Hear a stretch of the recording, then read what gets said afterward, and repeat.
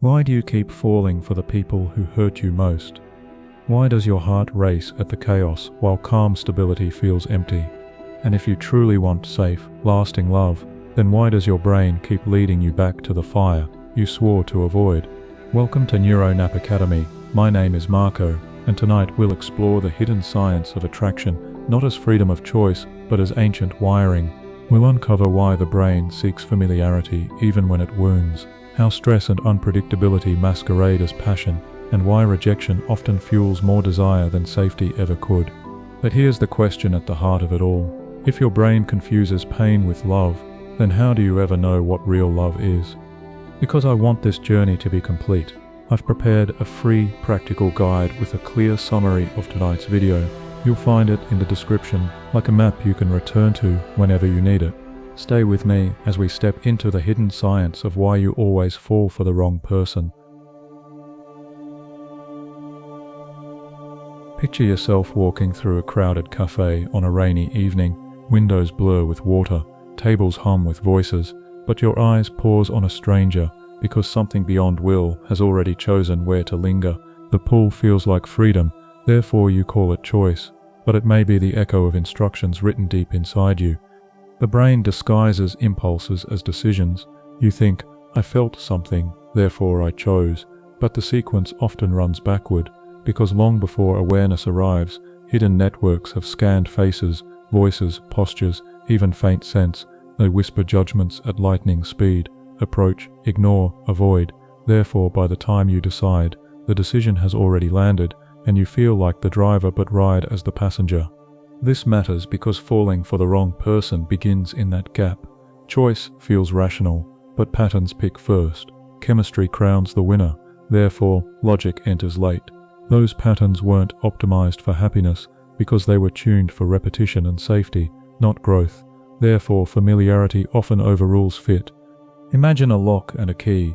The lock is your early blueprint, how affection, comfort, and conflict first felt. The key is anyone who matches those grooves, even imperfectly. The turn feels like destiny because recognition fires fast. Therefore right can simply mean known, not good. Attraction, then, is less a fresh choice and more a reenactment, because the brain prefers rhythms it has practiced. If love once meant unpredictability, stability may register as dull, therefore chaos can feel like home even when it hurts. So ask yourself, is the quickened pulse a promise or a warning, disguised as desire? The answer hides because the same chemicals that secure bonding also blind risk. Therefore the glow can paint dangerous figures in warm light. Think of a lighthouse, calibrated centuries ago. Its beam still commands loyalty because your navigation system trusts the signal.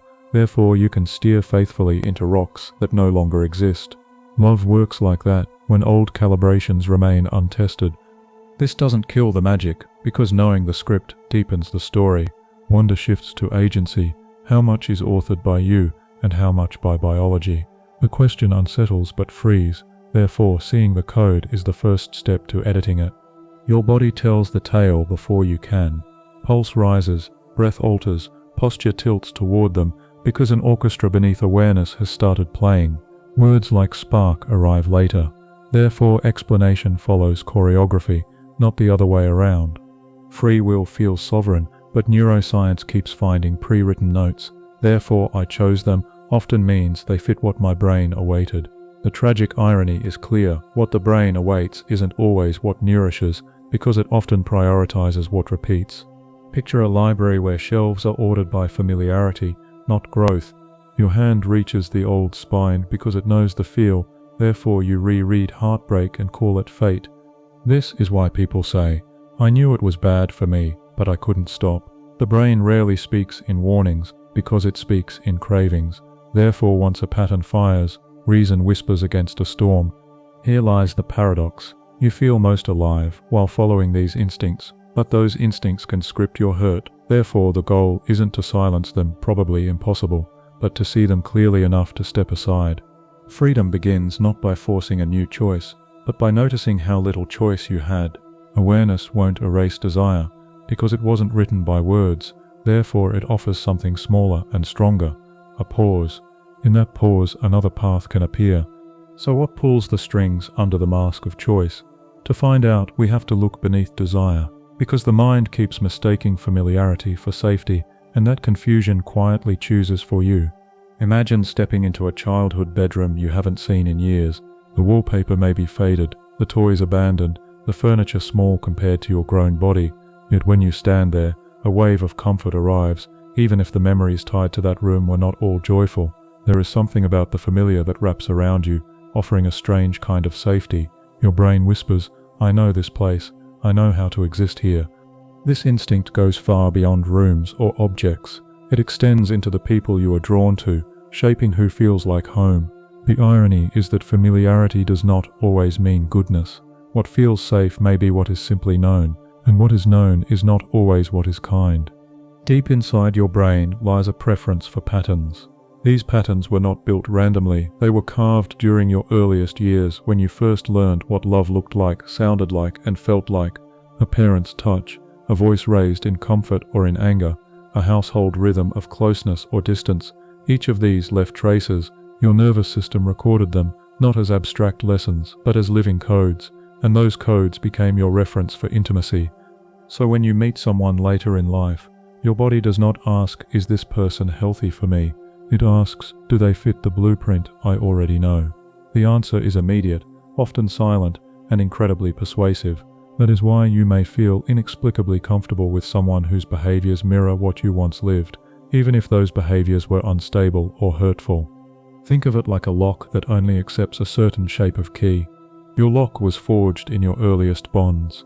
If the key that enters later rattles with the same rhythm, even if it cuts you as it turns, it still feels like a match. The satisfaction of the fit overrides the discomfort of the wound. Neuroscience shows this clearly.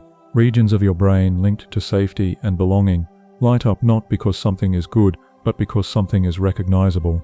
The same pathways that once calmed you in your childhood environment activate again when you meet a partner who resembles those dynamics. Whether that resemblance is nurturing or destructive does not matter to the circuitry. What matters is repetition. It is no accident then that people who grew up with unpredictable affection often find themselves magnetized to unpredictable partners. The nervous system translates inconsistency as normal. To be with someone steady can feel, paradoxically, foreign. Stability might seem dull, not because it lacks value, but because it lacks familiarity. There is a haunting beauty in this. Your longing for love is not random. It is guided by a compass calibrated in your earliest years, but compasses can mislead if they are magnetized by broken patterns. You may find yourself sailing back to the same storm, convinced it is the only ocean that exists. Philosophically, this reveals something profound about human desire. We do not fall in love with people purely for who they are. We fall in love with echoes, with reflections of what we once knew. Even if that knowledge was incomplete or painful, it suggests that love is not always discovery, it is often recognition. Picture walking through a city at dusk.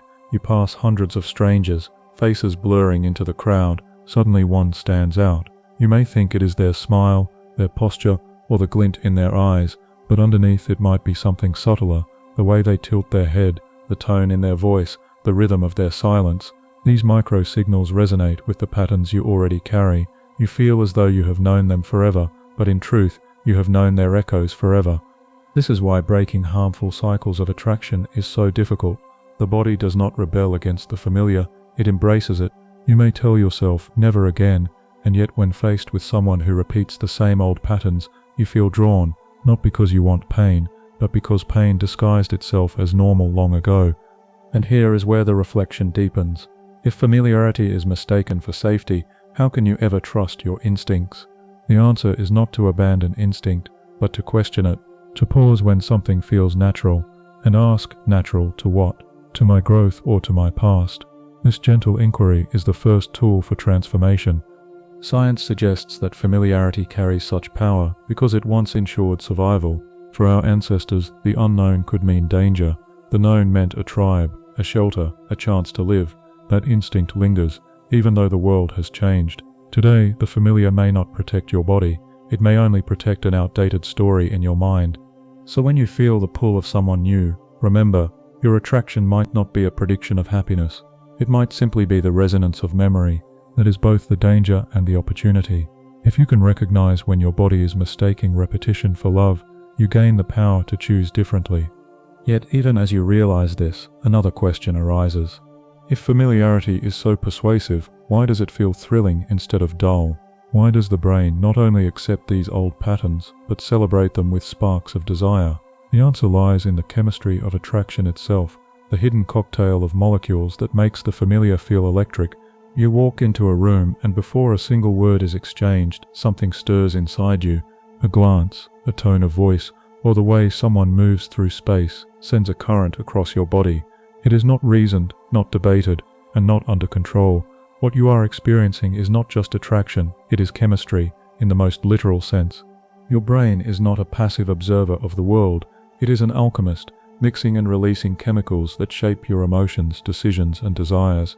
When you encounter someone who sparks your interest, the first surge often comes from dopamine. This molecule, sometimes called the messenger of reward, is not about pleasure itself, but about the promise of pleasure. It heightens your anticipation, makes every detail sharper, and fuels the sense that something extraordinary could happen. Dopamine is powerful because it thrives on intensity, not stability. It responds to novelty, unpredictability, and the possibility of reward rather than certainty. This means that the excitement you feel when meeting someone new may be less about who they truly are and more about what your brain imagines could unfold. And when that person is inconsistent or hard to reach, dopamine spikes even higher, tricking you into mistaking uncertainty for passion. Alongside dopamine comes oxytocin, often called the bonding molecule. It is released in moments of closeness, a touch, a hug, even eye contact held just long enough. Oxytocin whispers to your body, stay here, trust this, connect. Its presence softens your defenses and anchors you to another, even if the bond is fragile or harmful. This is why even relationships filled with conflict can feel impossible to leave. The chemistry of attachment does not distinguish between what is good for you and what is not. Another player in this cocktail is vasopressin, a hormone that in certain animals helps cement long-term pair bonds. In humans, its role intertwines with oxytocin, weaving the sensation of loyalty and commitment. Yet this loyalty can be double-edged. Once the chemical thread is woven, breaking it feels like tearing apart fabric from the inside. You stay, not always because the relationship is healthy, but because your body insists the bond must remain intact. And then, hidden in the shadows of this chemistry, cortisol makes its entrance. Cortisol is known as the stress hormone, and while its primary role is to prepare you for challenges, in love it plays a strange trick. Stress heightens emotional arousal, and arousal can be misread as attraction. The fights, the silences, the dramatic reconciliations, all of these amplify cortisol. Instead of warning you to step away, your brain confuses the heightened state with passion. The result is a bond that feels more addictive the more unstable it becomes. Imagine your brain as a stage where these molecules perform a drama together. Dopamine enters first, dazzling the scene with fireworks of possibility. Oxytocin and vasopressin follow, weaving invisible threads of closeness and loyalty. Cortisol lurks at the edges, turning tension into fuel. And as the play unfolds, you watching from the audience believe the story is love. But here is the truth. Much of what you call love's magic is a chemical storm. This does not diminish its beauty, but it changes how you understand it. You are not simply falling into someone's arms, you are falling into the grip of biology, honed over centuries to keep you bonded, even at the cost of your well-being. This is why attraction can feel like intoxication. Studies show that the same neural pathways activated by addictive substances light up when people see photographs of those they desire. The euphoria of new love shares its circuitry with the thrill of gambling, the rush of winning, the lure of drugs. Your mind races not because the person is objectively perfect, but because your chemistry has decided they are a source of reward. Philosophically, this raises unsettling questions. If love is so tied to chemistry, is it still truly yours? Are you choosing the person, or are you choosing the chemical state they create inside you? And if the latter is true, then love is less about who they are, and more about what they awaken in you. Think of a candle flame. The wax and wick are steady, but it is the unseen chemical reactions that make the flame dance, flicker. Attraction works the same way. What you see on the outside, a smile, a gesture, a familiar energy, is just the wick. What truly fuels the experience is the hidden combustion of molecules inside your brain. And yet, for all its beauty, this chemistry does not guarantee harmony. It can bind you to someone who destabilizes you, convince you that chaos is romance, or blur the line between desire and dependence. The very system designed to help you bond can betray you, chaining you to the wrong person with invisible threads. But if love is chemistry, does that mean it is doomed to repeat the same formula? Or is there a way to recognize the storm and step outside of it, to see the molecules at play without being consumed by their fire? To answer that, we must look at one of the most deceptive elements in this equation, the role of stress itself, and how the very hormone meant to protect you can become the glue that keeps you tied to unhealthy love. Imagine standing in the middle of an argument with someone you care about. Your chest tightens, your palms sweat, your heart races as though you are preparing for battle. You might believe this is a sign to walk away, yet something inside you feels even more tethered to the other person. The paradox is unsettling. The very stress that should push you apart often strengthens the tie. At the center of this paradox is cortisol, a hormone that your body releases whenever it senses threat or imbalance. Cortisol is meant to keep you alive. It sharpens your focus, pumps energy into your muscles, and readies you for fight or flight. But in relationships, especially turbulent ones, cortisol takes on another role. It fuses stress to love, convincing you that intensity is closeness and that survival depends on staying attached. Think of it like fire. A flame warms you with its heat, yet if you hold your hand too close, the pain imprints a strange memory. The body remembers not just the danger, but also the heightened awareness it brought. Similarly, each argument, each tense silence, leaves behind not only fear, but also a vivid intensity that the brain misinterprets as importance. The more stressful the connection, the harder it becomes to let go. Neuroscience reveals why. When cortisol surges, your brain's reward system does not shut down. It often lights up even brighter. The heightened state of arousal mixes with dopamine, amplifying anticipation. The brain confuses the physical alertness of stress with the excitement of love. You feel alive in the chaos, not realizing that what you are experiencing is addiction dressed as devotion. This is why cycles of conflict and reconciliation can feel intoxicating. After the storm of an argument, the calm of reunion floods the brain with relief, releasing oxytocin and lowering cortisol. The contrast itself becomes addictive. You begin to crave not just the partner, but the roller coaster, the rise of tension, the crash of conflict, the rush of reunion. Each loop strengthens the bond, even when it hurts. Philosophically, this raises a haunting thought. Perhaps the pain is not just an obstacle to love, but part of why you mistake it for love. The suffering makes the moments of peace feel more precious, tricking you into believing the relationship has depth. You tell yourself, if it can survive this much fire, it must be real. But the reality is that the fire itself is what keeps you locked in place. Imagine a climber scaling a mountain. The higher they go, the more exhausted they become, and yet the more unwilling they are to let go. Why? Because each step, each surge of effort invests them further. To release the grip feels like admitting defeat. Relationships bound by stress work the same way. The harder they are to hold, the more desperately you cling. Your body plays a cruel trick in this process. Elevated cortisol does not only affect your emotions, it imprints memory. Stress burns experiences into the mind with greater intensity. That is why you recall arguments, dramatic moments, and breakups with such sharpness.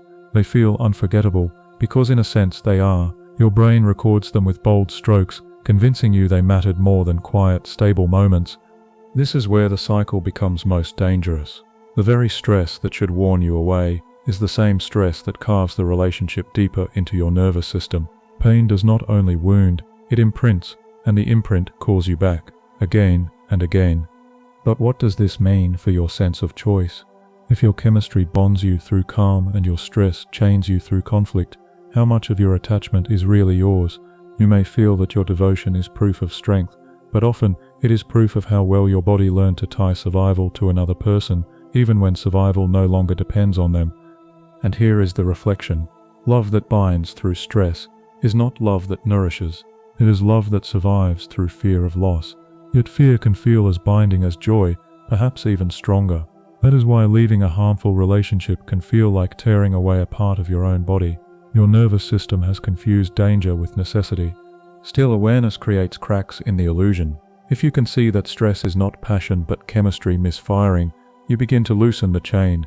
You begin to imagine that closeness could exist without fire, that connection could be built without cortisol's hand guiding it. That imagination is the beginning of freedom. Quick pause. So far, choice feels free, but patterns pick first. Chemistry pulls hard because novelty plus stress spike reward. Next, early models of care. Why childhood echoes choose for you. Close your eyes for a moment and think of your earliest memories of love. Perhaps it was a parent leaning over your bed to check if you were asleep, or the sound of laughter during a meal. But it could also have been the heavy silence after a fight, or the uncertainty of whether affection would be given or withheld. Those first experiences became the soil in which your brain grew its idea of closeness. Even if you do not consciously remember them, they remain alive beneath the surface, shaping the way you choose partners as an adult. The human brain is astonishing in how early it begins to form associations. In your first years of life, the circuits that connect emotion, memory, and safety were under construction.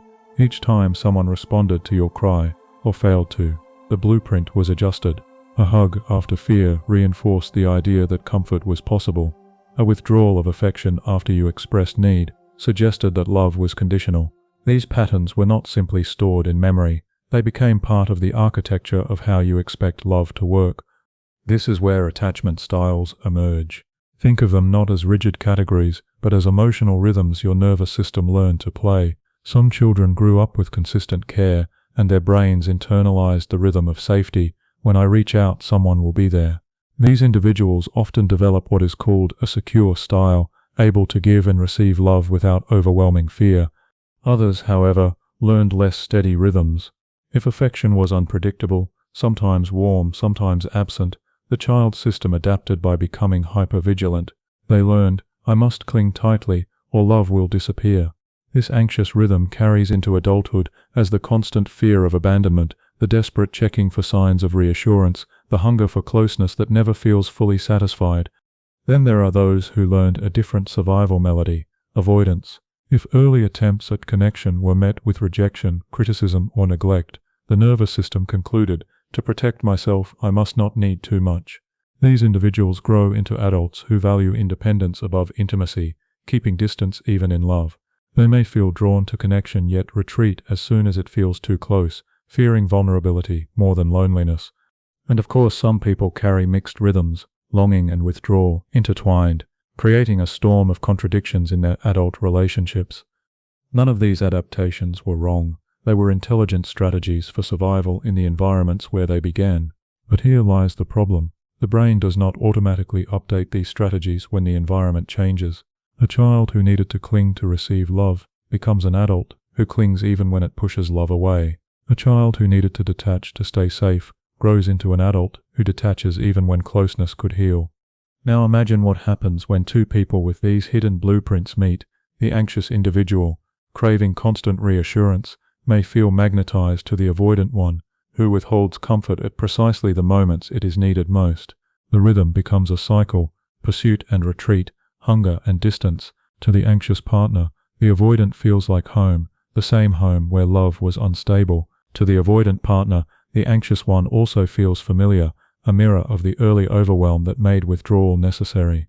They are not choosing each other freely, their patterns are choosing for them. Philosophically, this recognition is both painful and liberating. It means your heartbreaks are not always proof of poor judgment or weakness. They may be the result of a script written before you could even speak, a script your body still follows without question, but to see the script is to begin loosening its grip. Think of a song you have heard so many times you can hum it without trying. That is what your attachment pattern is like, a melody you didn't ask for but one that repeats automatically. Meeting someone who matches that tune feels effortless, as if destiny placed them before you, but in reality it is the song of your past calling you forward. This is why change feels so difficult. Choosing someone who offers stability when you are used to chaos can feel strangely uncomfortable, even boring. It is not that the person lacks value, it is that their melody does not match the one you know by heart. The unfamiliar rhythm feels wrong simply because it is unfamiliar, but this discomfort carries a hidden opportunity. If you can stay with it, if you can allow yourself to listen to a new tune long enough, your nervous system can learn another melody. The brain, after all, is not static, it is plastic, capable of reshaping itself through new experiences. So when you find yourself asking why you always fall for the wrong person, remember this: your choices may not be failures, but echoes. You are drawn not to the stranger before you, but to the ghost of the child you once were, searching for the love they needed then. And yet, even as you recognize these echoes, another question arises. If your brain is so quick to filter the world through early models, what happens when it encounters new partners? Do you see them clearly, or does your perception bend under hidden biases that distort who they really are? You meet someone new. Their laugh catches your attention. The way they tell a story feels charming, and you quickly begin to imagine a whole future that could unfold with them. But beneath that warm anticipation, something subtle is happening. Your mind is not taking in every detail equally. It is bending the truth, tilting the picture, and highlighting certain strokes while erasing others. You are not falling in love with the person as they are. You are falling in love with the version your brain allows you to see. This selective vision is shaped by cognitive shortcuts. The brain, always seeking efficiency, filters reality through biases that distort judgment. One of the strongest is the halo effect. When you notice a single appealing trait, beauty, charm, intelligence, it casts a glow over the whole person. Suddenly flaws dim, red flags blur, and the image becomes idealized. You don't just see someone attractive, you begin to believe they must also be kind, reliable, or compatible, even without evidence. The mind prefers coherence to contradiction. Another bias comes into play when reality challenges your desire: cognitive dissonance. Imagine sensing that a partner's behavior is inconsistent or even hurtful. Instead of accepting the discomfort of seeing both good and bad, the mind often edits the story. You justify the red flags. They're just stressed. They'll change. They didn't mean it. By twisting the narrative, you protect your sense of connection, even at the cost of ignoring what is real. Scarcity bias deepens this trap. Your brain is wired to value what feels rare. If a partner seems distant, hard to win, or inconsistent, that very unavailability makes them seem more precious. Like a rare gem locked behind glass, their unpredictability ignites dopamine, convincing you that the chase itself means the prize is worth more. You feel hooked, not because of what they give, but because of what they withhold. These biases work together to create an illusion that feels irresistible. You believe you are seeing clearly when in fact you are gazing through a lens clouded by hope, fear, and biology. This is why friends may see what you cannot. From the outside, the picture looks sharp. From the inside, the glow of the halo blinds you. Philosophically, this raises a deeper question. Do we ever see each other as we truly are, or do we always see projections of our own needs and patterns? Love then becomes less about perceiving the other and more about perceiving ourselves reflected in them. The partner becomes a mirror for our longings, our wounds, and our unspoken stories. Picture standing before a painting in a gallery. One person notices the vibrant colors, another the dark shadows, another the brushstrokes that reveal the artist's pain. The painting has not changed, but each observer sees what their mind is ready to see.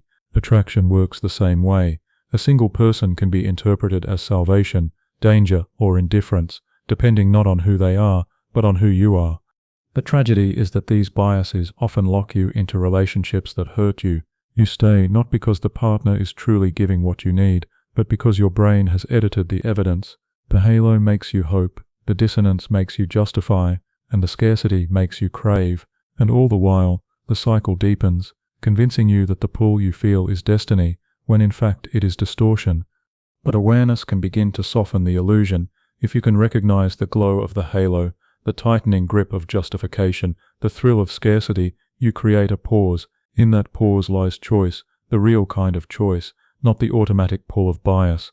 You may still feel drawn, but you can question the draw. You can ask, do I desire this person for who they are, or for the story my brain has written over them? Yet even with awareness, the cycle persists. Because the brain does not only distort what you see, it also distorts how you feel. It confuses intensity with love, volatility with depth. That confusion is one of the strongest traps of all. To understand it, we must step into the rhythm of drama itself and see why the brain mistakes chaos for connection. Think of the last time you argued with someone you deeply cared about. The raised voices, the silence that followed, the heavy ache in your chest, and then, after hours or days of distance, came the reconciliation, the relief, the closeness, the almost euphoric sense of being back together. That roller coaster does more than play with your heart. It reshapes your brain, teaching it to confuse intensity with love. The human nervous system craves stimulation. It is designed to notice contrasts, light and dark, quiet and loud, calm and storm. In relationships, this means that emotional peaks and valleys feel more powerful than steady ground. A calm, consistent partnership may bring real safety, but compared to the spikes of drama, it can seem muted. The brain, chasing novelty and change, interprets the turbulence as depth. This cycle mirrors the way addictions form. When you experience conflict, stress hormones surge, leaving you restless and unsettled. Then, when reconciliation arrives, dopamine floods in, creating relief and reward. The contrast between pain and pleasure becomes addictive. The more times you go through the loop, the stronger the craving becomes. You are not just addicted to the person, you are addicted to the cycle itself. Imagine a gambler at a slot machine. Most spins end in nothing, but the rare win sends dopamine surging. It is the unpredictability that hooks them, not the actual payout. Relationships fueled by drama work the same way. The uncertainty of whether love will be given today or withheld tomorrow makes the eventual reunion feel priceless. The brain lights up not because the love is healthy, but because it is inconsistent. Philosophically, this raises an unsettling truth. What feels like passion may be nothing more than chemistry responding to instability. The storm creates meaning simply because it is dramatic, not because it is real. The reconciliation feels magical because of the suffering that came before it, not because the connection is inherently deep. In this sense, the cycle of drama is like a mirage, offering the illusion of love while feeding on volatility. Picture a child learning to ride a swing. They lean forward, then backward, soaring high and dipping low. The thrill is not in staying still. It is in the motion, the extremes. In the same way, the nervous system adapts to the rhythm of turbulence, convincing you that without the highs and lows, there is no movement, no spark. But here is the danger. The more your brain experiences these cycles, the more it strengthens the pathways that equate intensity with affection. The loop becomes self-perpetuating. Calm feels empty, stability feels dull, and only chaos feels alive. You might even find yourself provoking conflict without realizing it, simply to reignite the chemistry that conflict and reconciliation provide. This is why people often describe toxic relationships as the most passionate love of my life. It is not passion they are describing, it is dependency on the drama. The nervous system has been trained to equate volatility with depth, and so the absence of chaos feels like the absence of love. And yet buried inside this trap lies a paradoxical hope. If the brain can be conditioned to crave drama, it can also be retrained to crave calm. But the first step is recognizing that what feels like love may actually be intensity, and what feels like dullness may in fact be peace. Still, before you can retrain the system, you must understand one more layer of deception, the way your brain fills in the gaps, painting people not as they are, but as you wish them to be. Checkpoint. We mapped anxious/avoidant rhythms, and the halo dissonance traps. Therefore, what feels right can be distorted. Up next, scarcity spell and drama as depth. Imagine meeting someone for the first time and feeling as though a spotlight has turned on inside you. You notice the way they smile, the words they choose, the little quirks that feel strangely unique. Your mind begins to weave a story almost immediately, not about who they are in this moment, but about who they could be. You project qualities, hopes and dreams onto them, like an artist painting on a blank canvas. This is the trap of idealization. Your brain does not like uncertainty. When faced with incomplete information about another person, it prefers to fill the gaps rather than leave them blank. This filling in process is not neutral. It bends toward your desires. If you crave stability, you imagine they will bring it. If you long for adventure, you imagine they embody it. In doing so, you are not falling in love with the person before you, but with the version of them your mind has created. This illusion is deeply rooted in how memory and imagination intertwine. The same brain regions that help you recall the past are recruited when you envision the future. That means the act of seeing potential in someone is not just optimism, it is a neurological overlap of memory and fantasy. You recall fragments of people you have known before, and your mind stitches them into a new form. This stitched-together vision often feels more real than the person themselves. Think of it as meeting someone in a dimly lit room. Instead of seeing them clearly, you shine your own lanterns across their features, highlighting what you wish to see, and leaving the rest in shadow. The danger is that shadows often conceal the very truths that would matter most. Philosophically, this tendency reveals something profound about human love. We do not merely seek to know another person, we seek to complete a narrative. We look for characters to step into the unfinished stories we carry within us. That is why people often say, "I saw their potential." What they truly mean is, "I saw the story I needed them to play." The tragedy is that reality eventually intrudes. The partner does not grow into the imagined role. The shadows you ignored reveal flaws, and the contrast between dream and truth creates disappointment. Yet even then, the mind resists. You may cling to the fantasy, telling yourself, "They'll change," or "I just need to be patient." The longer you hold the story, the harder it becomes to admit it was yours all along, not theirs. This process is reinforced by dopamine, which thrives not on certainty but on anticipation. When you imagine who someone could become, dopamine rewards you for the expectation itself. You feel energized, hopeful, alive, not because the transformation has occurred, but because your brain is savoring the possibility. In this way, idealization becomes self-sustaining. The dream feels more rewarding than the reality. Consider the metaphor of a sculptor working with marble. They see not just the rough stone, but the figure hidden inside. Every strike of the chisel is driven by the belief that the form will emerge. But unlike marble, people are not blank stone waiting to be shaped. They are already formed by their own histories, choices, and patterns. To expect them to become what you imagine is to mistake your creation for their truth. Idealization also has a darker function. It protects you from pain. By focusing on potential, you can ignore red flags. By projecting kindness where there is cruelty, or depth where there is distance, you avoid facing the fear that perhaps this person cannot give you what you long for. The illusion shields you, but at the cost of binding you more tightly to what harms you. And yet, to recognize this trap is not to lose faith in love. It is to see that genuine connection comes not from painting over someone with your desires, but from seeing them as they are, in light and shadow alike. Real love does not need to invent, it needs to witness. Still, the question remains, why would the brain evolve to idealize in the first place? The answer lies in our oldest survival codes. For much of human history, choosing a partner was not about perfect compatibility, it was about ensuring survival. Idealization may have helped our ancestors commit to bonds that were necessary, even if imperfect.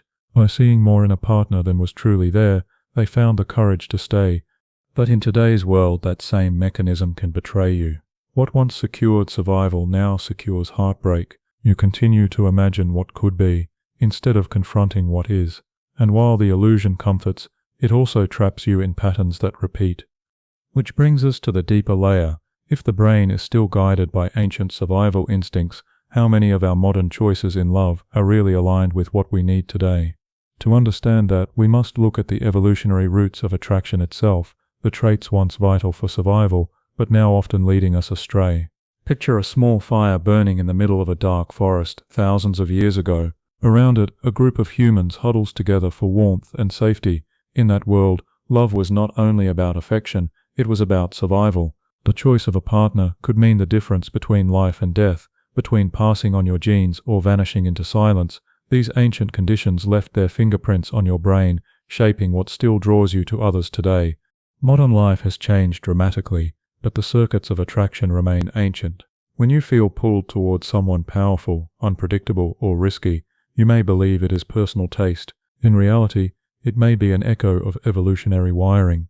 Your brain is still searching for traits that once signaled protection, fertility, or the ability to secure resources, even if those traits no longer guarantee happiness in today's world. For example, dominance and confidence can feel magnetic because, in ancestral times, they often correlated with survival. The dominant partner might have been better at defending the group or securing food. Today, those same traits can surface as arrogance or control, yet the attraction persists because the brain interprets them through ancient logic. Similarly, risk-taking once had value. The individual willing to face danger may have brought back food, explored new lands, or defended kin. Your brain learned to see risk as strength. But in a modern context, risk-taking might translate into recklessness, instability, or betrayal. Still, the pulse of attraction fires, because biology lags behind culture. Even physical traits carry this evolutionary residue.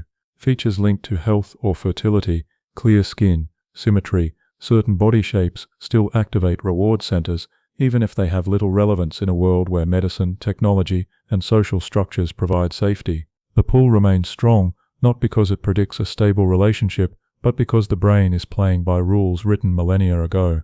This mismatch creates a silent conflict. Your conscious self may seek stability, kindness, and partnership, while your unconscious wiring pushes you toward traits that once mattered for survival. The result is confusion. Why do you feel drawn to people who ultimately harm you? Why do calm, stable partners feel less exciting? The answer is that your biology is chasing survival codes, not happiness codes. Think of it like an old compass that always points north, even when you need to go east. The compass isn't broken, it is simply calibrated for another time. In love, your instincts are the compass, guiding you faithfully, but not always accurately. You follow them because they feel natural, even if they no longer lead where you want to go.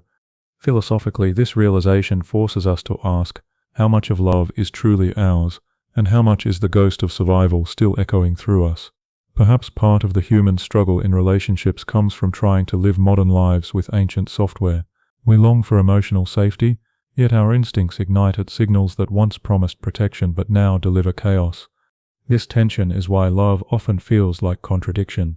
You know what is good for you, yet you feel attracted to the opposite. Logic says one thing, biology another. The pull of evolution is not weaker simply because you understand it. Awareness gives you perspective, but the fire still burns. Still, this knowledge opens a door. If you can recognize that some of your desires are not deeply personal, but deeply ancient, you can begin to hold them with curiosity instead of shame. You can say, this attraction feels strong, but perhaps it is not about the present, it is about a brain still shaped by the past. That shift creates space for new choices. And yet, even with this perspective, the question deepens. If ancient wiring explains so much of your attraction, why does it sometimes feel even stronger in relationships that hurt you? Why does rejection or unfulfilled love seem to light up the brain more than safety ever could? To answer, we must turn to one of the most startling discoveries in neuroscience, the revelation that the very same circuits that fuel addiction also flare in the throes of unrequited or toxic love.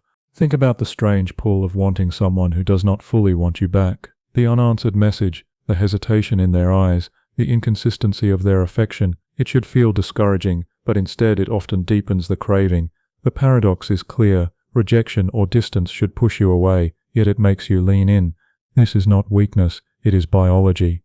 When love is steady and certain, dopamine, the brain's messenger of anticipation, quiets down. Certainty reduces the thrill. But when love is uncertain, when you are unsure whether affection will be returned, dopamine spikes. The brain does not reward you for receiving love as much as it rewards you for chasing it. The hunger intensifies in the face of ambiguity, making rejection feel more addictive than reciprocation.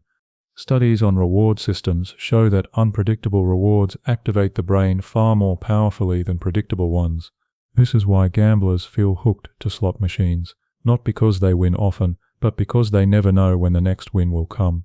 The uncertainty itself creates obsession. In love, the same principle applies. The message that sometimes comes and sometimes doesn't, the affection that appears and then vanishes, these fluctuations create the most potent chemical hooks. Your brain, in these moments, is not telling you, this person is good for me. It is saying, this person is unpredictable, therefore valuable. Scarcity and uncertainty trick the mind into magnifying worth. The result is that a partner who withholds feels more intoxicating than one who gives freely. Philosophically, this truth is unsettling. It suggests that what you often interpret as deep love may be little more than the chemistry of anticipation. You do not long for the person as they are. You long for the rush that comes from not knowing if they will finally meet your need. The ache of unrequited love feels profound, but it is the brain's addiction to the maybe, the almost, the just out of reach. Think of it as climbing a mountain that always hides its peak in clouds. Every step is exhausting, but the possibility of finally reaching the summit keeps you moving. You may never arrive, but the hope itself sustains you. In relationships, this hope can become its own prison. You wait, you justify, you cling, not because the person is giving you what you need, but because the possibility of them doing so feels like a treasure too great to abandon. This explains why some of the most intense love stories are also the most tragic. The letters never answered, the lovers separated by circumstance, the partners who return only in fleeting moments, All of these narratives burn brighter in memory than the stories of steady devotion. The brain exaggerates what it cannot have, because anticipation fuels more dopamine than satisfaction ever could. Even pain strengthens the cycle. Unrequited love activates the same brain regions as physical pain, but rather than driving you away, the overlap reinforces importance. The suffering becomes proof in your mind of depth. If it hurts this much, it must be real. In truth, the hurt is the chemistry speaking, not the reality of compatibility. Yet, there is beauty hidden here too. The capacity to long for what you cannot have is also the capacity that drives human creativity, persistence, and resilience. The same circuits that make you crave unavailable love are the ones that push you to chase dreams, endure hardship, and reach for what is beyond your grasp. The system itself is not broken, it is simply misapplied when it comes to relationships. Still, recognition is crucial. If you can see that your craving intensifies in the face of rejection, you can resist the temptation to mistake longing for love. You can remind yourself, the strength of my desire does not equal the value of this bond. That shift allows you to step back, even while your body still insists on stepping forward. And so the pattern reveals itself more fully. Love is not always about who brings peace, but about who triggers your chemistry most powerfully. The wrong person often does this best, precisely because they withhold. To break the cycle, you must learn not only to resist the pull of rejection, but also to understand why stability, in contrast, can feel strangely empty. Why does the calm of safe love seem boring compared to the chaos of uncertain love? To answer that, we must step into the brain's perception of stability itself, and why. What should comfort you can at first feel like silence. Imagine stepping into a quiet room after spending hours at a concert. The silence is almost unbearable at first. Your ears ring. Your body still expects the thrum of bass and the roar of voices. What should feel peaceful instead feels empty, as though something is missing. This is what safe, stable love can feel like, when your brain has been conditioned to equate chaos with passion. Neuroscience explains this paradox. Your reward system, shaped by dopamine, thrives on contrast and novelty. The roller coaster of drama, rejection, and reconciliation provides constant spikes, highs followed by lows, each one reigniting the system. By comparison, stability offers fewer peaks. Dopamine quiets down, and without those chemical surges, your nervous system interprets calmness as a lack of excitement. It is not that stability is truly boring, it is that your brain, accustomed to the noise, struggles to recognize peace as valuable.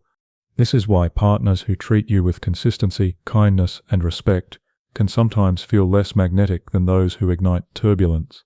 The chemistry does not flare as intensely, so your body assumes something must be missing. In truth, what is missing is the addiction to intensity, not love itself, but distinguishing between the two requires awareness. Think of it like tasting sugar after weeks of eating spicy food. The sweetness is there, but your tongue has been trained to crave the burn. The gentler flavor feels flat, even though it carries nourishment. With time, however, the palate can recalibrate. In the same way, your brain can learn to appreciate the subtler rewards of steady affection, but only if you resist the urge to abandon it too quickly. Philosophically, this raises a deeper question. Why do humans so often resist what is good for them? Perhaps because suffering creates meaning. The pain of longing, the drama of conflict, the uncertainty of rejection, all of these carve deep grooves in memory. Stable love, by contrast, writes in softer strokes. It does not demand attention, it simply exists. And in a culture that glorifies intensity, quiet presence can feel invisible. Yet hidden in this quiet is the very thing so many people spend their lives seeking: reliability, safety, and the freedom to grow without fear.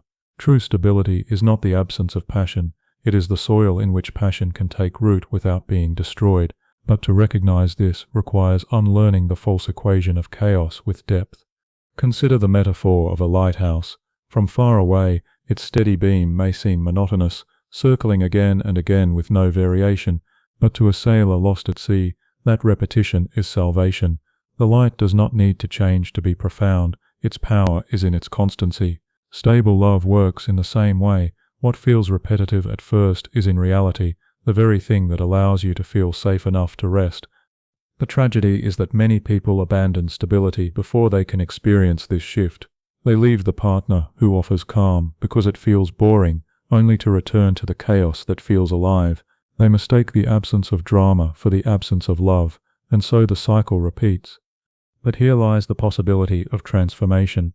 If you can sit with the discomfort of stability long enough, your brain begins to rewire, dopamine pathways adapt, and what once felt dull begins to feel rich. The quiet room after the concert no longer feels empty, it feels restorative. The sweetness after the spice no longer feels flat, it feels nourishing. This is not an easy process. It requires patience, reflection, and the willingness to resist the lure of old patterns. But it is possible, because the brain is not fixed. It is plastic, capable of change, capable of learning that safety is not boring but beautiful.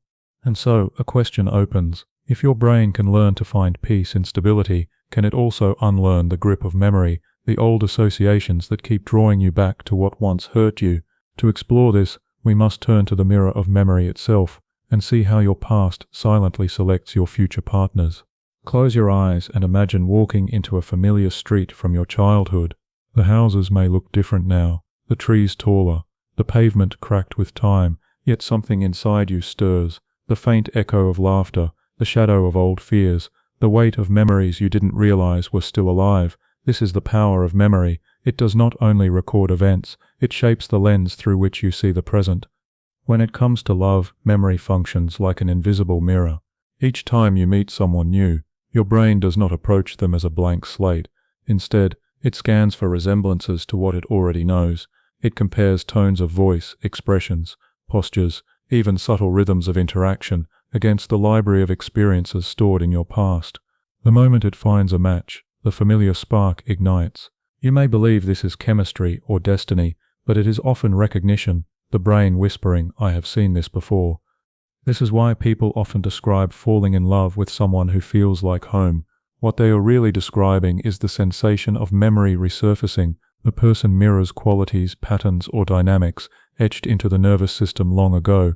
Sometimes these reflections are kind and nurturing, other times they are echoes of pain disguised as comfort. Neuroscience shows that the hippocampus, the brain's memory center, and the amygdala, the center for emotional intensity, work together when forming bonds. This means that memories tied to strong emotion, whether joy or fear, are more likely to shape how you perceive new relationships. If love in childhood was inconsistent, those charged memories remain etched deeply.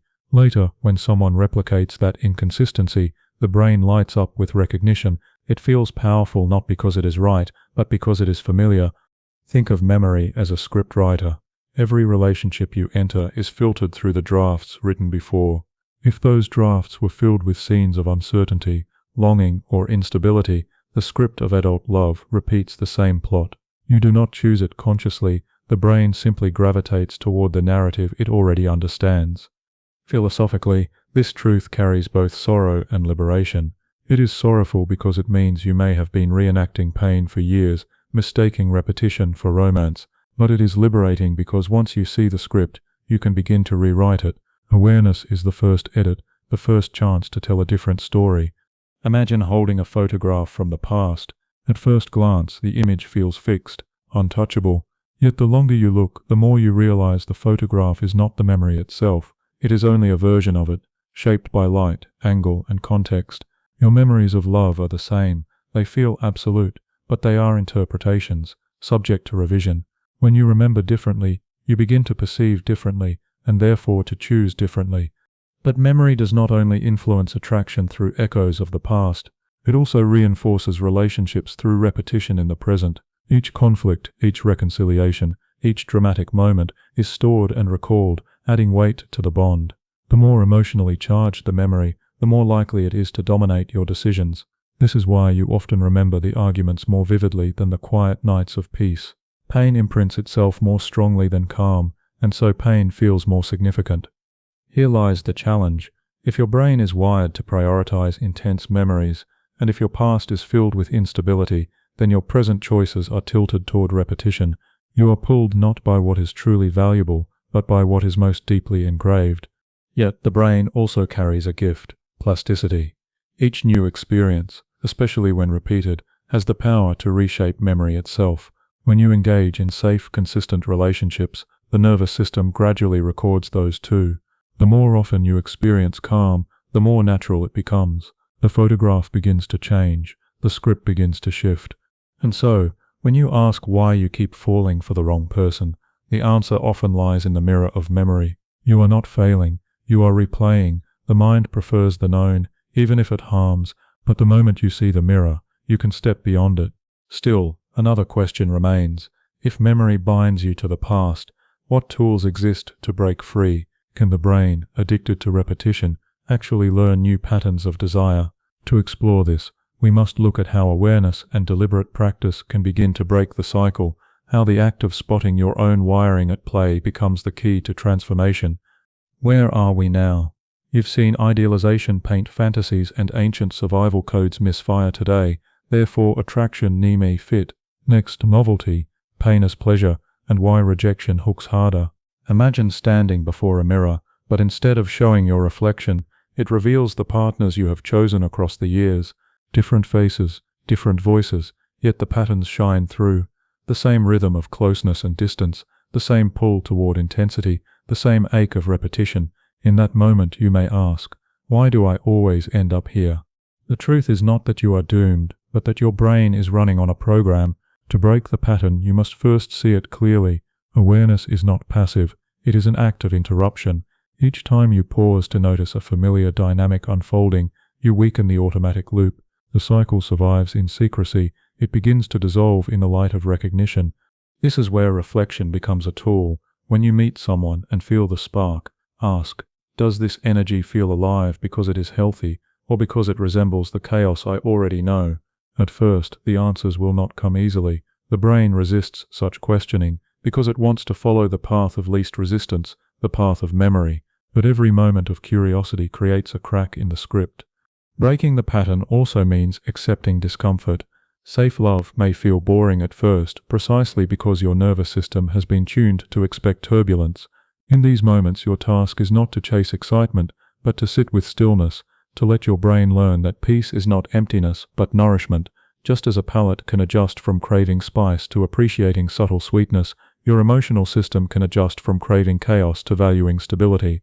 Neuroscience shows that repetition shapes desire.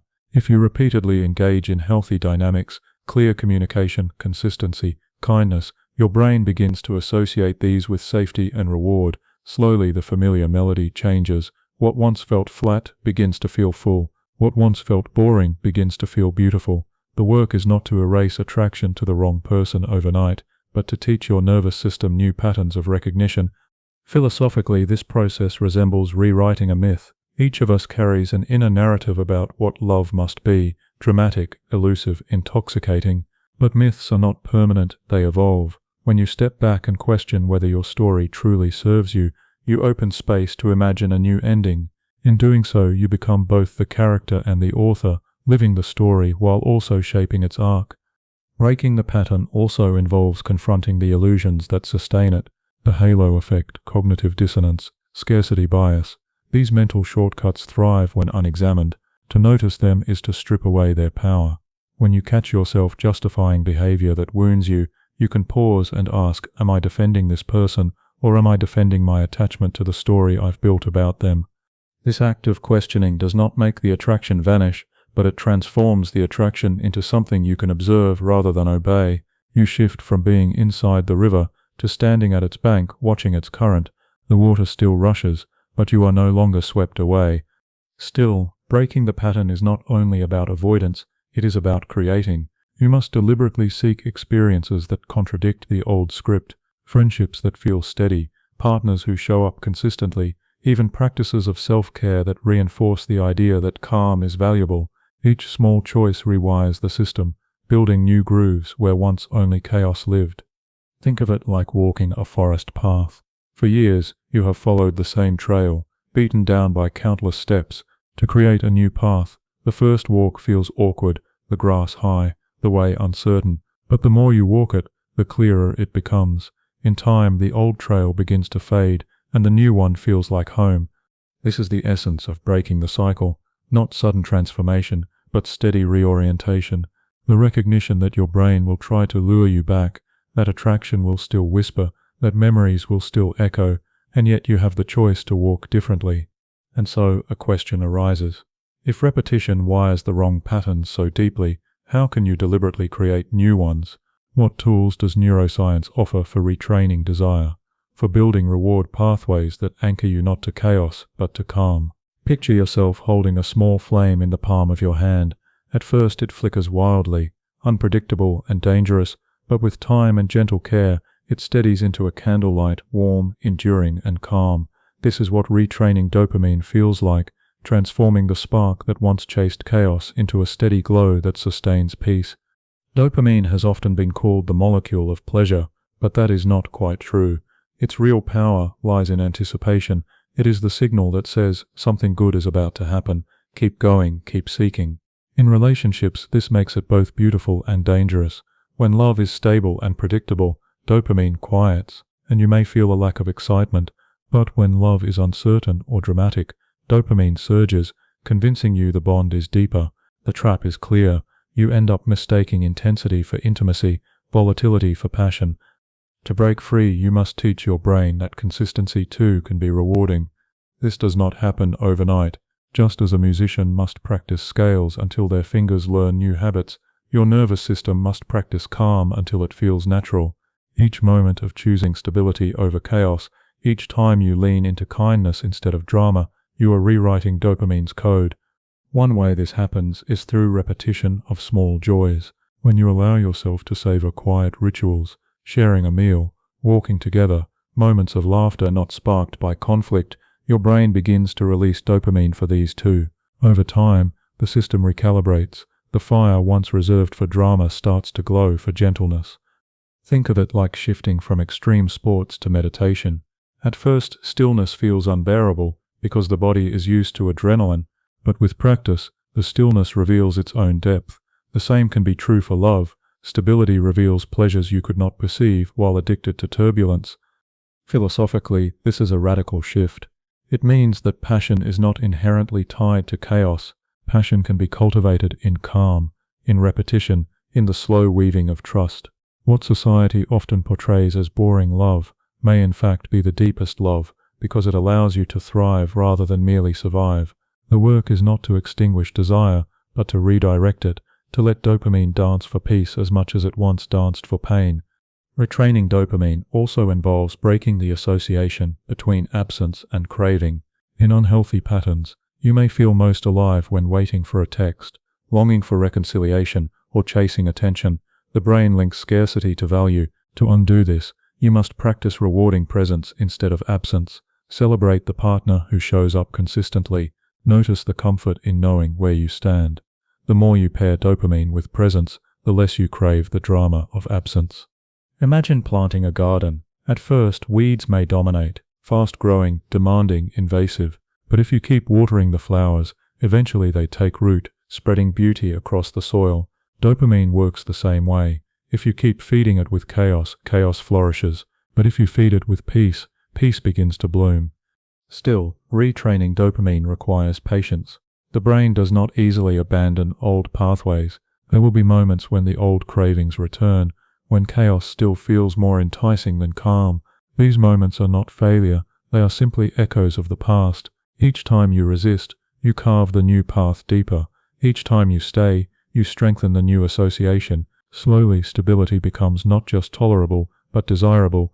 This process is also supported by neuroplasticity, the brain's ability to rewire itself through experience. Just as musicians develop muscle memory, lovers can develop emotional memory. By repeatedly choosing partners and experiences that embody consistency, you literally reshape your reward system. The pull toward the wrong person weakens, and the pull toward the right one strengthens. But even as you train dopamine to celebrate the calm, another question arises. If your brain craves what is familiar, how do you deal with the fact that healthy love may still feel foreign? How do you embrace a connection that feels right, even when your body insists it feels wrong? To answer that, we must turn to the challenge of rewriting familiarity itself, the task of teaching your nervous system that what once felt boring can in truth become home. Imagine walking into a room where the furniture has been rearranged, the light falls differently, the air feels unfamiliar, and though nothing dangerous is present, your body tenses. You may even long for the room's previous arrangement, simply because you knew it. This is what stable love can feel like when your nervous system has been wired to expect chaos, the new, the safe, the calm. It feels strange, and strange is easily mistaken for wrong. Your brain is not only a seeker of pleasure, it is also a keeper of familiarity. From your earliest years, it recorded the rhythms of care you received, warmth or neglect, consistency or unpredictability, and labeled them as home. These rhythms became the blueprint for what feels natural. When you encounter them again, even if they are painful, your body relaxes into recognition. When you encounter something different, even if it is healthier, your body resists. This is why someone kind, attentive, and consistent may feel off at first. It is not that they lack value, it is that they do not match the blueprint. The familiar blueprint whispers, love is supposed to be intense, unstable, unpredictable. When that intensity is absent, the nervous system feels disoriented, like stepping onto still ground after years at sea.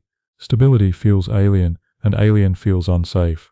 Neuroscience shows that familiarity activates the brain's comfort networks. Even if the familiar situation is harmful, the body prefers the known discomfort over the unknown peace. This is why people so often return to partners who hurt them. It is not because they enjoy suffering, it is because the suffering feels familiar, and familiarity feels safer than uncertainty. Philosophically, this is both tragic and hopeful. Tragic because it means you may be mistaking danger for safety, pain for love. Hopeful because once you see the trick, you can begin to rewrite it. The brain, after all, is capable of learning new definitions of home. Rewriting familiarity begins with tolerance, learning to endure the unease of healthy love. When you find yourself restless in calm, tempted to leave because it feels boring, pause and ask, is this boredom, or is this the discomfort of unfamiliar peace? Often, what you label as boredom is actually your body adjusting to safety. Think of it like learning a new language. At first, the unfamiliar sounds feel clumsy, awkward, even frustrating, but the more you practice, the more natural they become. Eventually, the new language feels fluent, and the old one fades. Love works the same way. At first, stable affection feels foreign. With repetition, it begins to feel like home. To aid this process, you must pair stability with reward. Notice the quiet joys that come with safety, the ease of trust, the absence of fear, the freedom to be yourself without constant vigilance. Each time you savor these moments, your brain links calmness with pleasure. The blueprint slowly shifts. But this requires patience. The nervous system does not rewrite itself overnight. Old patterns will call you back, whispering that chaos feels more alive. You may even grieve the intensity, the highs and lows that once defined love. This grief is real, but it is also a sign of growth. You are not losing passion, you are shedding addiction. Consider the metaphor of fire. For years you may have believed love must burn like a wildfire, bright, consuming, dangerous. To embrace stability is to learn that love can also burn like a hearth, steady, warm, sustaining. The fire is no less real, it is simply safer, built to last. The work then is not to extinguish the old blueprint, but to replace it. Each time you choose stability, each time you stay with the discomfort of peace, you are teaching your nervous system a new definition of home. In time, the unfamiliar becomes familiar, and the calm begins to feel alive. And yet another question lingers. If the brain can rewrite what feels familiar, can it also heal the deeper wounds that made chaos feel like love in the first place? To answer, we must look at how relationships themselves, safe ones, chosen deliberately, can become a medicine, reshaping attachment and offering the possibility of a new beginning. Picture two broken branches, each scarred by storms. If you press them together with care and bind them tightly enough, in time they may fuse, healing into one stronger piece of wood. Human connection has this same potential. The very bonds that once wounded you can also be the bonds that heal you. The science of healing love rests on one remarkable truth. The brain is not static. Through neuroplasticity, the ability of neural circuits to rewire themselves, relationships can reshape the very patterns that once trapped you. When you enter a safe, consistent relationship, something profound happens at a biological level. Each time a partner responds to your needs with warmth instead of withdrawal, your brain registers the new outcome. The old expectation, I will be abandoned, is quietly contradicted. With repetition, this contradiction rewrites the script. Circuits that once equated love with fear now begin to associate love with safety. Think of your nervous system as a record player. For years it has played the same track of longing, chaos, and hurt. The grooves are deep and the needle falls into them automatically. But when new experiences are repeated, new grooves are carved. At first, the needle slips back to the old song, but eventually the new track deepens. One day, the music shifts, and stability becomes the rhythm your body expects. Oxytocin, the bonding chemical, plays a vital role in this transformation. In harmful relationships, oxytocin can be the glue that binds you to pain, but in healing ones, it becomes the balm that soothes fear. Safe touch, consistent presence, shared vulnerability, all of these release oxytocin, reinforcing trust. Over time, oxytocin weaves a new association. Closeness does not equal danger, closeness equals comfort. Even cortisol, the stress hormone, begins to recalibrate. In unstable love, cortisol surges repeatedly, convincing your body that vigilance is necessary. But in safe relationships, cortisol levels stabilize. The nervous system learns that it does not need to stay on high alert. Calm becomes not only possible, but normal. Philosophically, this is profound. It suggests that healing is not achieved in isolation, but in connection. The very thing that wounded you, relationship, is also the thing that repairs you. We are not designed to rewire alone. We are designed to co-regulate. Your nervous system learns safety through the presence of another who embodies it. But here is the challenge. To receive this healing, you must first tolerate the unease of being treated well. For someone accustomed to chaos, kindness can feel suspicious, consistency unsettling. You may even feel the urge to sabotage, to test, to recreate the instability you once knew. This is not because you do not want love, but because your nervous system does not yet recognize safety as home. Healing requires staying through this discomfort. It requires allowing new experiences to repeat often enough that they become familiar. Like a muscle trained through repetition, trust grows stronger each time it is tested and confirmed. The process is gradual, almost invisible, until one day you notice that stability no longer feels foreign, it feels natural. Consider the metaphor of a scar. At first it is tender, sensitive to every touch. But with time the tissue toughens, becoming stronger than before. Relationships can form such scars, reminders of pain, but also of resilience. The new bond does not erase the old wound, but it overlays it with strength. Still, the work of healing is not only about receiving from others, it is also about offering. When you learn to respond to another with patience instead of withdrawal, with warmth instead of defensiveness, you reinforce your own healing. By becoming the safe presence for someone else, you also teach your nervous system that safety is possible. Love, when lived consciously, heals both ways. And yet, a final question lingers beneath this hope. If healing is possible, why do so many people resist it? Why do they return to old flames, repeat old patterns, or abandon safe bonds before they take root? The answer lies not only in biology, but in story. To truly change, you must not only retrain your brain, you must also rewrite the narrative of who you believe you are in love. Imagine holding a book that tells the story of your life in love.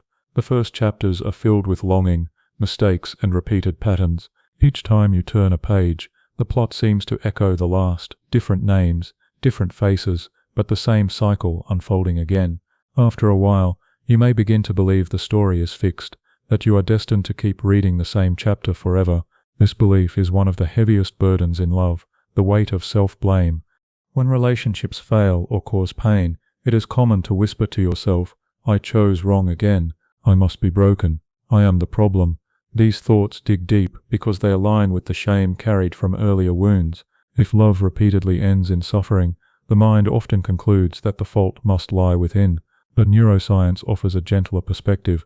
What feels like failure may in fact be the natural consequence of old wiring, programs written long before you had the power to choose differently. Think of it like learning to walk in shoes that were the wrong size. Every step hurts, but you keep going because those were the only shoes you had. When, later in life, you continue to limp, it is not because you are weak, it is because your body adapted to ill-fitting patterns. The pain was never proof of brokenness, it was proof of adaptation. Understanding this reframes your story. You were not foolish for loving those who resembled your past. You were following a script your brain believed was survival. You were not weak for staying in turbulence. Your nervous system simply confused drama with safety. Each choice you made was not a moral failing, but an echo of old codes. Seeing this truth lifts the burden of blame and replaces it with compassion.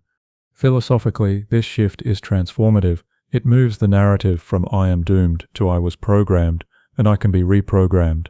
You are no longer the tragic character trapped in a loop. You are the author, pen in hand, able to write new endings. The past becomes not a prison but a prologue. Memory, too, can be reframed. Instead of seeing your failed loves as evidence of personal flaw, you can see them as evidence of the brain's loyalty to familiarity. Each heartbreak reveals the strength of your wiring, not the weakness of your will. And just as wires can be rerouted, so too can the story of your relationships. Imagine rewriting your book with a new chapter. In this chapter, you notice the pull toward chaos, but instead of surrendering to it, you pause. You see the old pattern shimmering beneath the surface, and you choose differently. At first, the choice feels awkward, unnatural, but with each repetition, it becomes easier. The story shifts, line by line, until the old rhythm no longer dominates. This narrative transformation is not only personal, it is also universal. Every human carries a script shaped by family, culture, and history.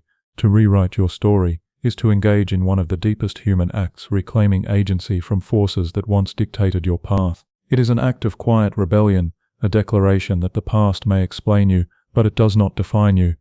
Consider the metaphor of a garden once overrun by weeds.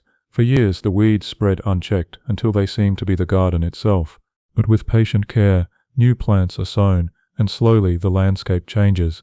In time, the weeds may still appear, but they no longer dominate. The garden tells a new story, one of resilience, not neglect. Your relationships can be that garden. The weeds of old patterns may never vanish completely, but they need not rule the soil. And here lies the most powerful shift. Once you release self-blame, you open space for self-understanding. Instead of asking, "What is wrong with me?" you begin asking, "What happened to me?" Instead of shaming yourself for the choices you made, you begin honoring the resilience that kept you moving forward despite them. Still, another question lingers beneath this compassion. If rewriting the story is possible, how does the brain make it real? How does self-understanding translate into tangible change in the way you feel, the way you choose, the way you love? To answer, we must look directly at the brain's gift of neuroplasticity, the mechanism by which new narratives become new realities. Long-form recap. Calm feels flat when you're wired for spikes, because memory selects familiar chaos.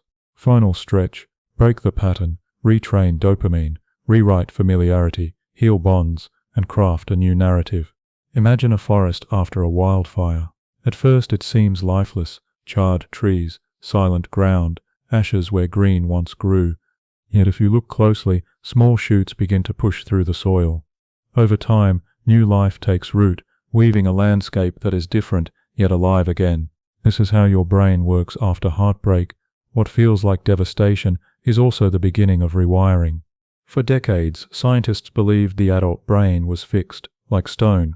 We now know it is more like clay, constantly shaped and reshaped by experience. This capacity for change is called neuroplasticity. It means that even after years of repeating the same patterns in love, your brain is capable of carving new pathways. The cycle is not destiny, it is habit, and habits can be unlearned, reformed, rewritten. When you lose a relationship, the neural circuits once reinforced by daily contact weaken. The brain, accustomed to constant reminders, messages, touch, shared routines, struggles with the sudden silence. This is why heartbreak feels not only emotional, but physical. The absence registers as withdrawal. Dopamine pathways, once fed by anticipation of closeness, flare with hunger. Cortisol rises, keeping you on edge. Pain centers in the brain activate as if responding to physical injury. It is quite literally withdrawal from a drug. But here is the hidden gift. Just as loss destabilizes old pathways, it also creates the conditions for new ones to grow. When familiar connections weaken, the brain begins to seek alternatives. Each new habit, walking in nature, leaning on friends, journaling your thoughts, practicing stillness, provides fresh input. At first, these feel small, even meaningless compared to the intensity of lost love, but repeated often enough, they begin to carve grooves in the brain. In time, they can rival and even replace the old circuits. Think of your neural pathways like trails in a meadow. For years you walked the same trail with a partner, wearing it smooth, easy to follow. After the breakup, the trail begins to overgrow. Meanwhile, each new choice, each healthy connection, each act of care, creates a faint new path. The more you walk it, the clearer it becomes. One day, you look back and the old trail is no longer dominant. This is not only theory. Imaging studies have shown that after heartbreak, the brain actively reorganizes itself, strengthening areas involved in emotional regulation and weakening those tied to pain over time. The storm does not last forever. The brain adapts, reshaping itself toward balance. Philosophically, this is hopeful. It suggests that heartbreak, far from being the end, is a threshold. Pain is not only something to endure, it is something that clears the ground for growth. Like the forest after fire, the brain uses the destruction of old connections to prepare for renewal. Still, neuroplasticity is not automatic. It requires practice, attention, and deliberate repetition. If you return to the old relationship, replay the same memories endlessly, or seek out new partners who mirror the same patterns, the brain will reinforce those instead. The pathways you feed are the ones that grow. Awareness, then, is not only emotional but biological. It determines which circuits strengthen and which wither. Consider the metaphor of sculpting marble. Each choice is a chisel strike, small on its own but powerful in accumulation. Over weeks and months, the shape emerges. With every decision to resist an old pull, every step toward healthier love, you are sculpting the architecture of your brain. This is why small practices matter so deeply. Gratitude, reflection, seeking support, these are not cliches, they are tools of rewiring. Each time you ground yourself in safety rather than chaos, you are teaching your brain that stability can feel rewarding. Slowly, the compass recalibrates. And yet a deeper question remains. If neuroplasticity allows us to heal and grow, what ultimately determines whether we use this gift? How do we sustain new patterns when the temptation of old ones lingers? The answer lies in meaning itself. It is not enough for the brain to form new pathways. They must be tied to a narrative of purpose, of identity, of a new story of who you are in love. Imagine standing before two doors. One is old, scratched, and familiar. You have walked through it many times before. The other is new, smooth, and untested.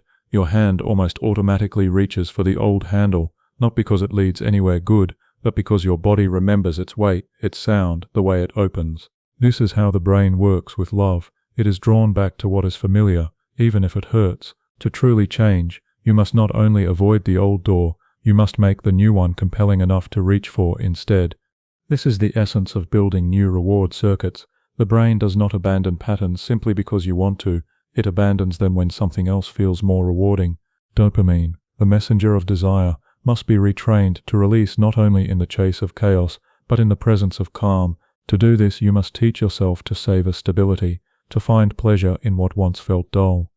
At first, this can feel unnatural. Imagine learning to enjoy the subtle sweetness of fruit after years of craving processed sugar. The flavor seems faint, almost disappointing, but with repetition, your palate adjusts, and you begin to notice richness where before there was only emptiness. The same is true for love.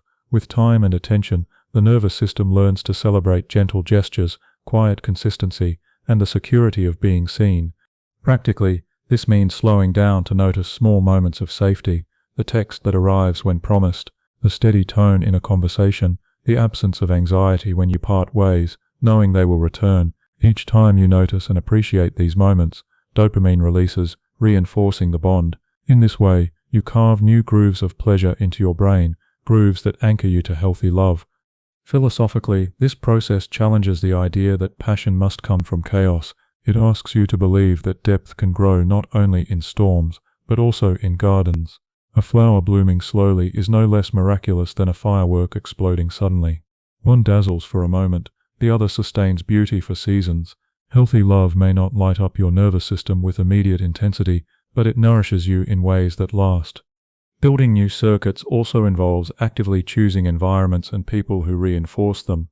If you surround yourself with those who normalize chaos, your old patterns will resurface, but if you place yourself among those who embody stability, kindness, and clarity, your brain receives constant reminders of a different rhythm. Over time, exposure itself rewires preference.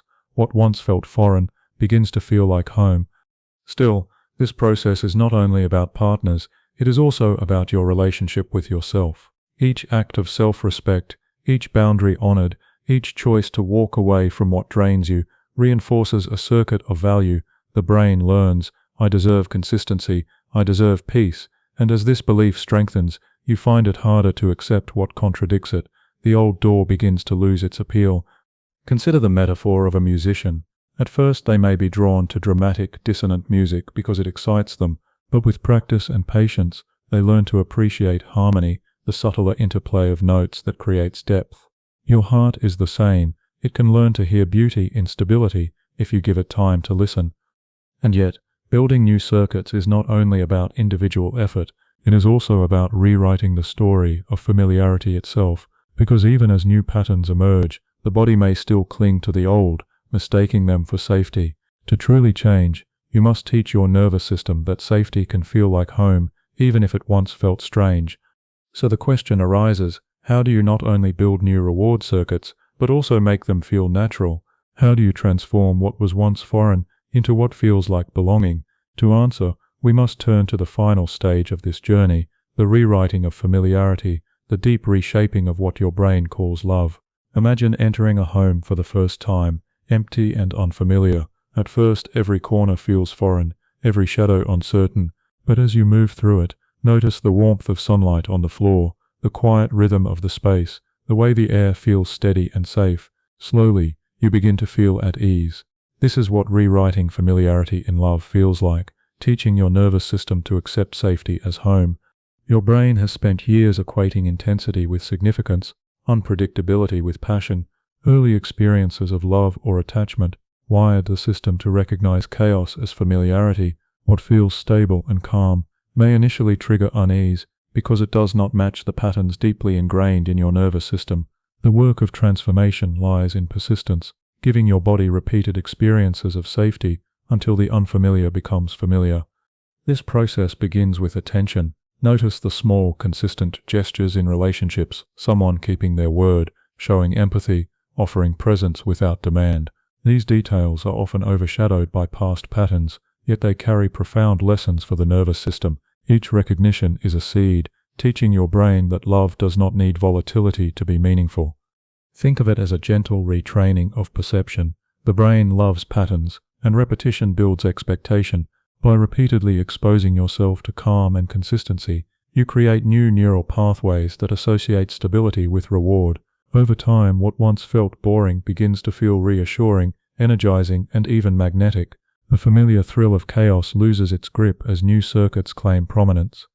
Philosophically, this reveals a deep truth. The essence of love is not the firework that dazzles briefly, but the hearth that sustains warmth across seasons. Safety, when truly experienced, becomes not dullness, but the foundation for genuine intimacy, creativity, and freedom.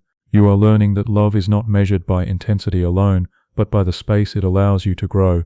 Rewriting familiarity also requires patience with yourself. Old patterns will occasionally resurface, tempting you to doubt the new path. You may find your attention drawn to someone unpredictable or reminiscent of past dynamics. Recognize these impulses without judgment. They are echoes of old grooves, not verdicts on your progress.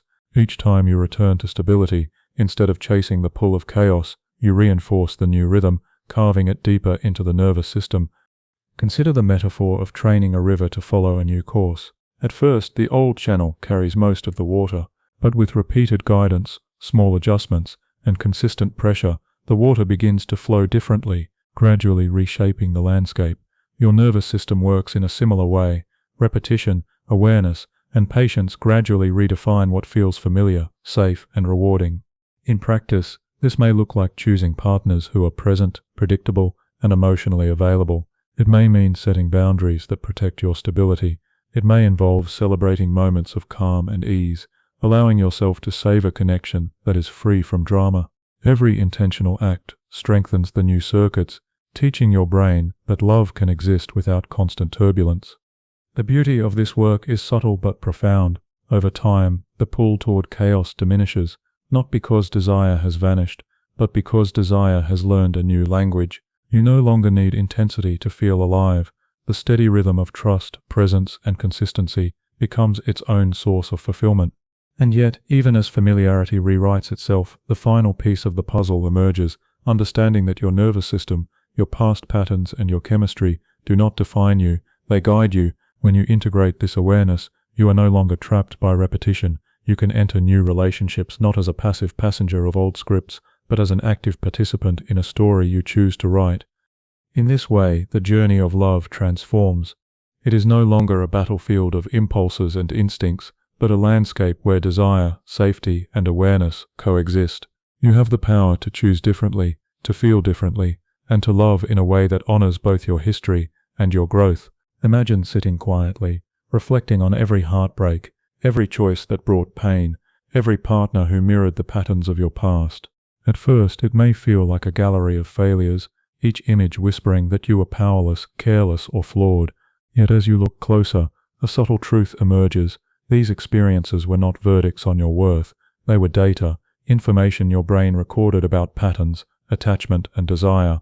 The stories of wrong choices begin to reveal themselves not as mistakes, but as instructions waiting to be read. Self-blame is the natural companion of repeated heartbreak. When your heart aches, it is tempting to conclude, "I am the problem. I always choose poorly." This thought can dominate consciousness, reinforcing old pathways in the nervous system. But science offers a gentler perspective. Your brain does not act out of moral failure. It acts according to survival and familiarity. Each attraction, each intense relationship, each painful loop is the echo of wiring designed long before you understood choice, before you developed the awareness to see patterns. Recognizing this truth shifts the narrative profoundly. Instead of asking, "Why do I keep falling for the wrong person?" you ask, "What is my brain trying to do? What old scripts am I following unconsciously?" This subtle pivot transforms the experience of love from judgment into curiosity. You become a detective of your own patterns, tracing the origins of desire, the echoes of attachment, the chemistry that once dictated choices without your awareness. Think of it as editing a manuscript of your life. The original draft was written by biology, childhood experience, and unconscious learning. Each heartbreak, each misstep was an annotation, not a permanent correction, but a note guiding the next draft. By reviewing the manuscript consciously, you gain the ability to revise. You can highlight the moments where patterns repeat, underline the choices that reinforce chaos, and begin to write new passages where stability, presence, and self-respect are rewarded. Philosophically, this journey is transformative. It is the difference between being a character trapped in a story and being an author shaping the arc.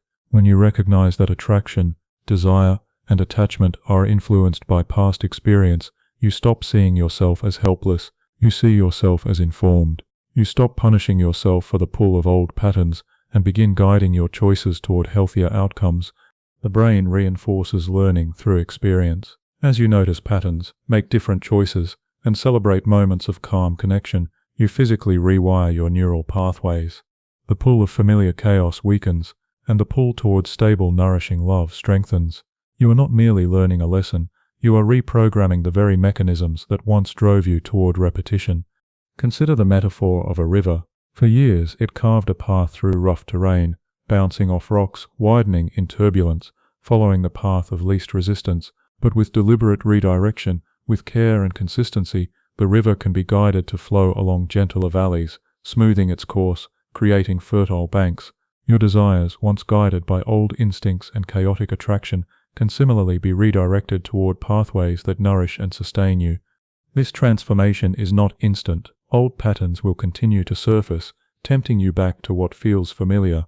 You may feel restless in calm, uncertain in consistency, and drawn toward intensity, even when it harms. Yet each time you choose differently, each time you notice and resist the pull of repetition, your nervous system records a new possibility. Over time, these small victories accumulate, reshaping both perception and experience. The ultimate gift of this process is freedom. Freedom from self-blame, freedom from automatic attraction, and freedom from the illusion that pain equals love.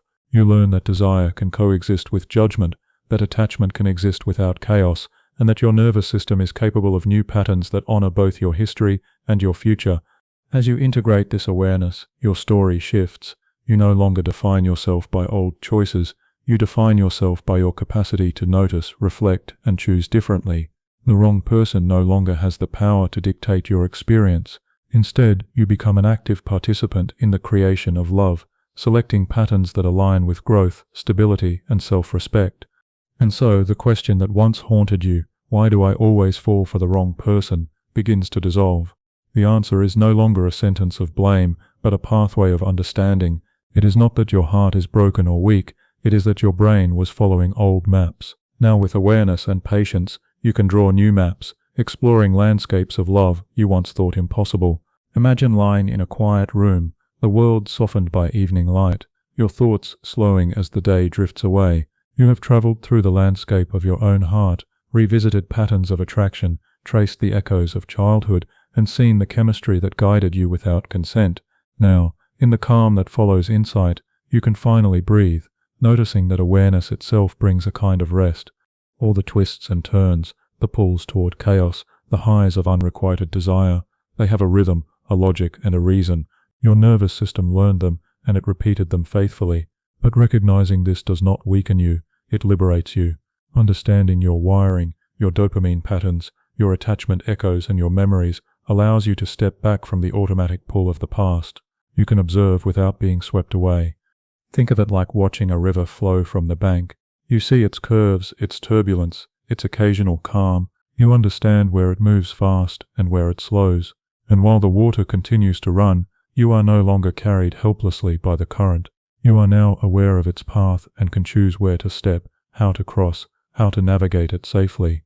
The gift of this journey is profound. Self-blame fades, replaced by curiosity. Old scripts lose their grip as new patterns emerge. You begin to see that desire, attraction, and connection are not moral failings, but biological mechanisms that can be understood, guided, and reshaped.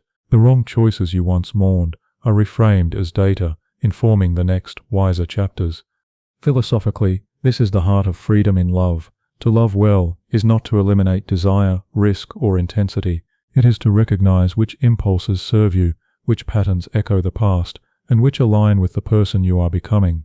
It is the quiet power of choice, the ability to respond rather than react, to select rather than be selected by habit. As you reflect on this, notice the subtle shifts within you, a sense of possibility, of agency, of hope. The same nervous system that once clung to the wrong person is capable of learning new pathways, forming bonds that are not only thrilling, but sustaining, not only familiar, but safe. You can experience intimacy without chaos, passion without destruction, and desire without compulsion. Even the ache of past love, the lessons of missteps, now feel less like scars and more like markers. They are evidence that you endured, that your brain learned, and that your heart is capable of integrating the past into growth. Each memory, each experience, contributes to the architecture of wisdom, helping you navigate the next relationship with greater clarity and compassion. Take a slow breath and feel the layers settle, the intensity, the craving, the illusions. They are all understood now. They are no longer masters but teachers. You have walked the paths of your mind and heart, seen the mechanics beneath the magic, and discovered that transformation is possible. Love, when approached with awareness, becomes a landscape you can navigate consciously, with curiosity, resilience, and grace. And as you let this insight sink in, remember, you do not always choose the wrong person. Sometimes your brain simply guides you according to old patterns. But now, with awareness, reflection, and practice, you can rewrite those patterns. You can step into love differently, choosing safety, presence, and depth. You can let desire coexist with wisdom, passion with patience, and attachment with freedom. The journey does not end here. What begins as recognition becomes integration, and what begins as learning becomes transformation. You are free to love again, not as a repetition of the past, but as a conscious creation of the future.